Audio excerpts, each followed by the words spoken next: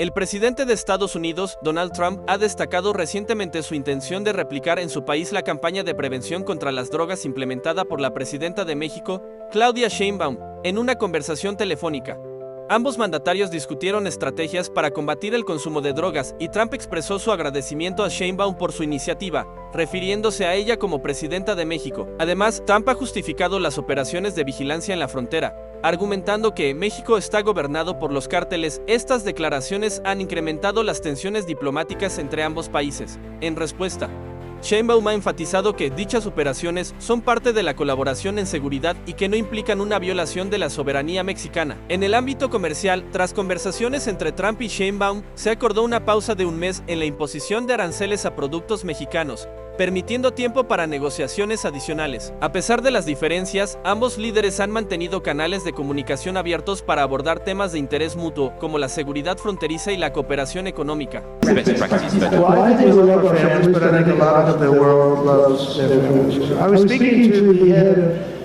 Mexico, because I complain constantly about people pouring in. Now our border is the strongest border we've ever had. We've gone from the worst border ever in history to the strongest border.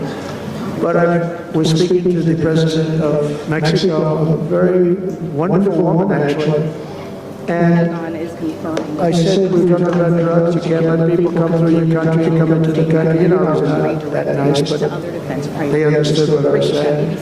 And she said something that really got me. She said, I said, you're not a big drug-taking nation. And she said, no, we are not a consumer. And I said, a consumer, what an interesting word. We're not a consumer nation. We're not a consumer of drugs. I said, what an interesting, and why is that? She said, well, we have very strong family values. I said, but we do too. We do too. We have very strong, our families are devastated by what's happening with fentanyl, and China will not be doing, we're going to make a deal with China, and we're not letting that happen anymore. And I had a deal, by the way, before I left, I had a deal with President Xi where they were going to give you the maximum penalty to anybody making fentanyl and sending it into the United States. And the maximum penalty is the death penalty, and it would have stopped. But when the election turned out to be a rigged election, but that's okay. When an election turned out to be, it was an election that shouldn't have happened. All the things that happened. I'll give you an example.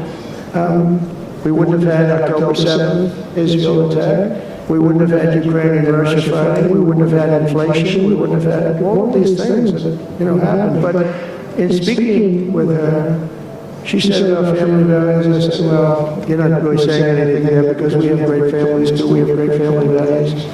She said, plus we advertise a lot. I said, ooh, you mean you advertise about how bad drugs are? Yes, we do. We spend a lot of money on advertising. And I said, unbelievable. That was such a great conversation because we're going to spend hundreds of millions of dollars advertising how bad drugs are so that kids don't use them, that they chew up your brain, they destroy your teeth, your skin, everything. And I thank you for that. I make so many calls and I never learn anything from anybody. I know everything and I never learn anything from anybody. And I spoke to this woman, as soon as she said it, she didn't have to say exactly what, I said, exactly, what a great idea. And I think we're going to have, and I saw pieces of it, we're going to go in with $100 million and then another $100 million initially. But I saw some of the ads and they are really violent. I said, you have to make them strong. Your skin practically comes off after a period of time. You lose your hearing. You lose your teeth. It is terrible. And we show this happening to people. And I think we did very well with.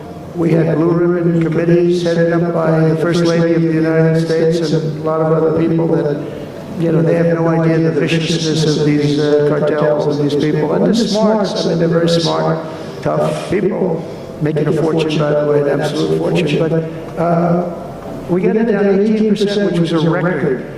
But 18% is not great when you think about it. I think we could get it down 50 or 55 or maybe even 60% with advertising. So she really gave me something. I was going to call her and tell her that she did, but now I don't have to call her because she's going to be seeing this right now. So to the President of Mexico, thank you very much, I appreciate it. But we're going to do a great advertising campaign saying how bad it is, how drugs are so bad for you.